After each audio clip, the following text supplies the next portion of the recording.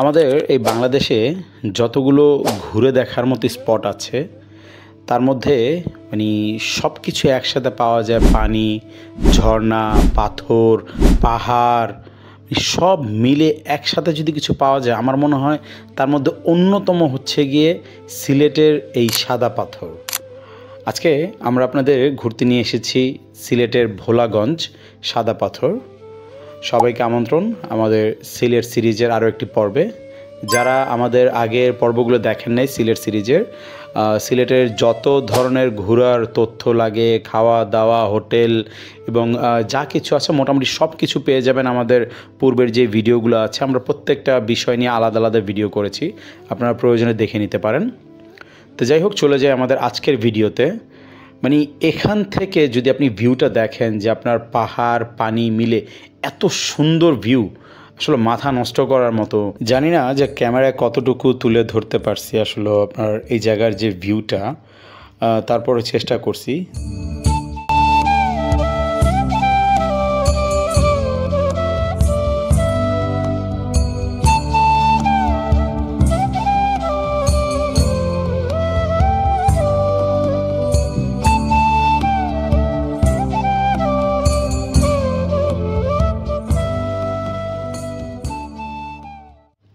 সিলেটের এই ভোলাগঞ্জের আমার জন্য অন্যরকম একটা মেমোরেবল এক্সপিরিয়েন্স ছিল এই নৌকা ভ্রমণটা, যে আপনার ভোলাগঞ্জ থেকে সাদা পাথরে যাওয়ার যে ভ্রমণ। আপনারা যারা এখানে এসেছেন অবশ্যই আমাদের কমেন্ট করে জানাবেন যে আপনাদের এক্সপিরিয়েন্সটা কেমন ছিল। আর যারা এখনও আমাদের চ্যানেলে সাবস্ক্রাইব করেননি, সাবস্ক্রাইব করে নেবেন। আর ফেসবুক থেকে হলে ফলো করতে ভুলবেন না। তো আমরা নৌকা দিয়ে ঘুরতে ঘুরতে, পরিবেশ দেখতে দেখতে অলমোস্ট চলে এসেছি আমাদের নৌকা ভ্রমণের শেষ পর্যায়ে। আমরা চলে যাচ্ছি সাদা পাথরে।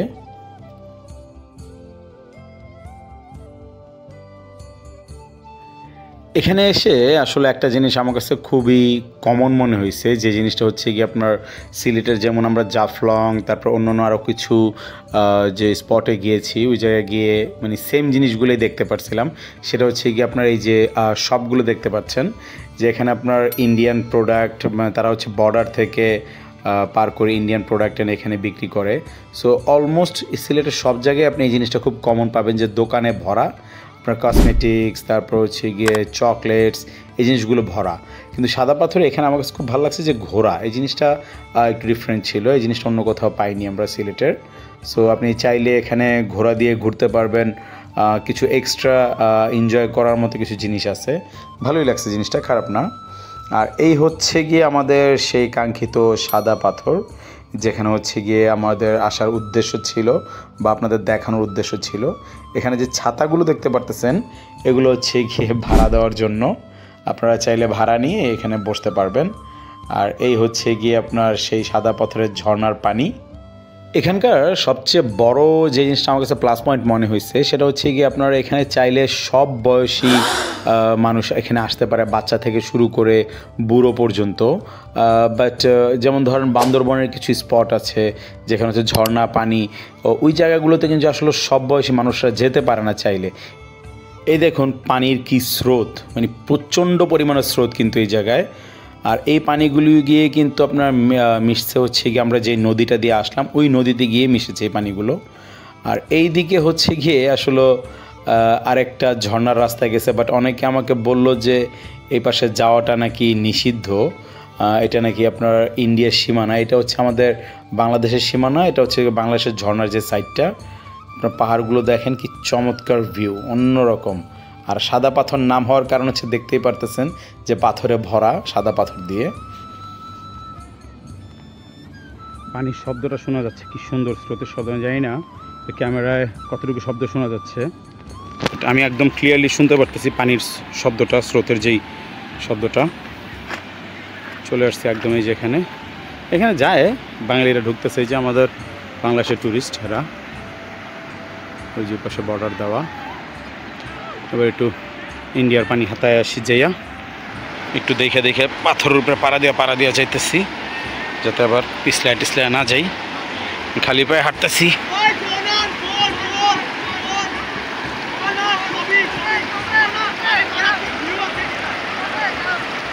চমৎকার একটা ভিউ জায়গায়।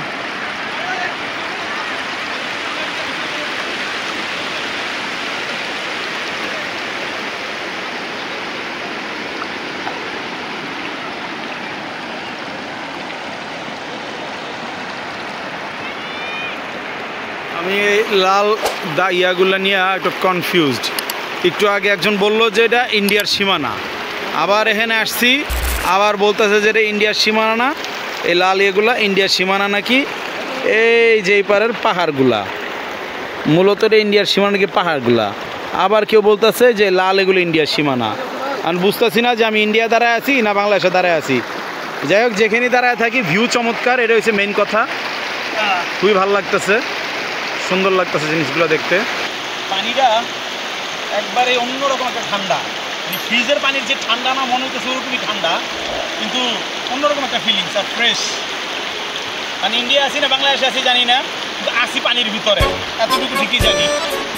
চমৎকার ফিলিংস।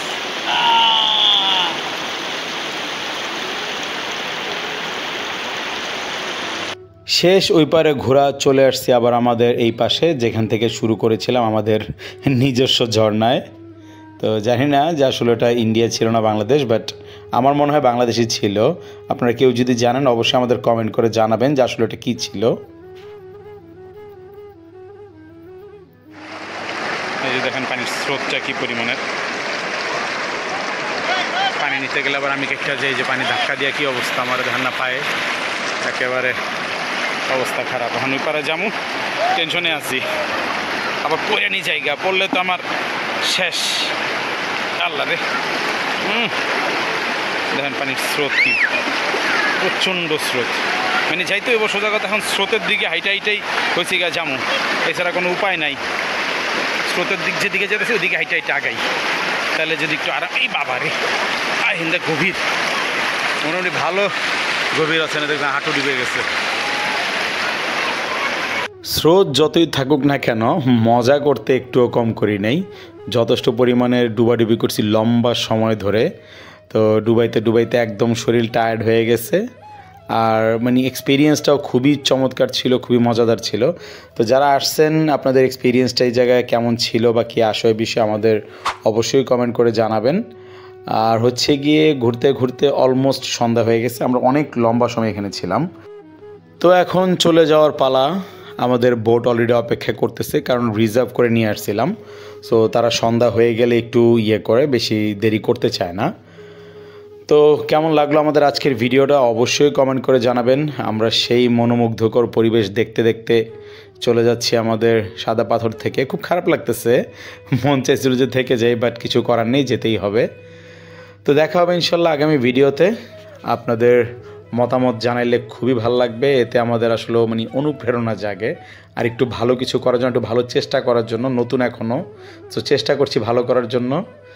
তো আপনাদের সাপোর্ট প্রয়োজন, আর দোয়া করবেন সবাই। তো দেখা হবে ইনশাল্লাহ। ভালো থাকবেন, সুস্থ থাকবেন। আজকের মতো বিদায়, আল্লাহ হাফেজ।